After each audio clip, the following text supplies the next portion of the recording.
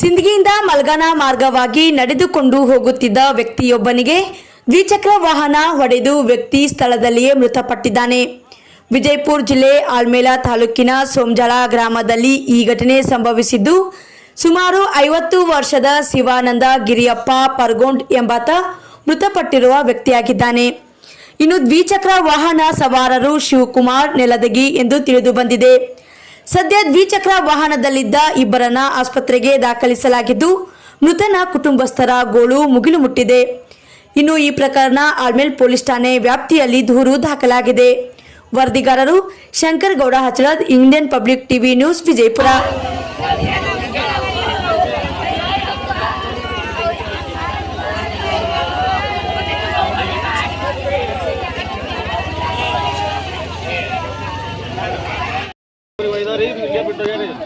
ಅದೇನ್ ಪನಿಷ್ಮೆಂಟ್ ಮಾಡ್ತಿರೋ ಪಕ್ಕ ಮಾಡ್ಬೇಕು ಸರ್. ಅವ್ರಿಬ್ರಿ ಹೋಯ್ತಾರ, ಇಲ್ಲೇ ಬಿಡ್ತಾರ, ಇವ್ರಿ ಇಲ್ಲೇ ಬಿಟ್ಟು ಹೋಗ್ಯಾರಿ. ಅದೇನ್ ಪನಿಷ್ಮೆಂಟ್ ಮಾಡ್ತೀರಿ ಪಕ್ಕ ಮಾಡ್ಬೇಕು ಸರ್. ಅದು ಹೆಂಗ್ ಮಾಡ್ತೀರಿ? ಹೋಗ್ಬೇಕಾಯ್ತ್ರಿ, ಯಾರೇ ಗೊತ್ತಾಗಲಕ್ರಿ. ಇವ್ರು ಇಲ್ಲೇ ಬಿಟ್ಟು ಅವ್ರಿಬ್ರು ಹೋಗ್ತಾರ ದವಾಖಾನಿಗ್ರಿ.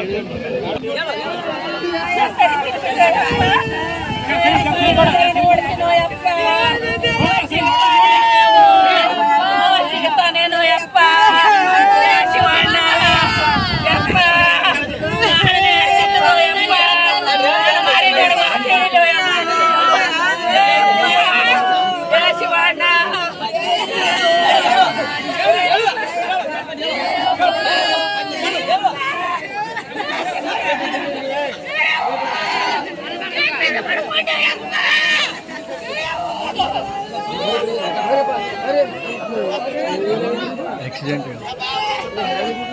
ಹ್ಯಾಂಗ ನನಗೆ ಗೊತ್ತಿಲ್ಲ, ನೀ ಜಸ್ಟ್ ಬಂದಿನಿ.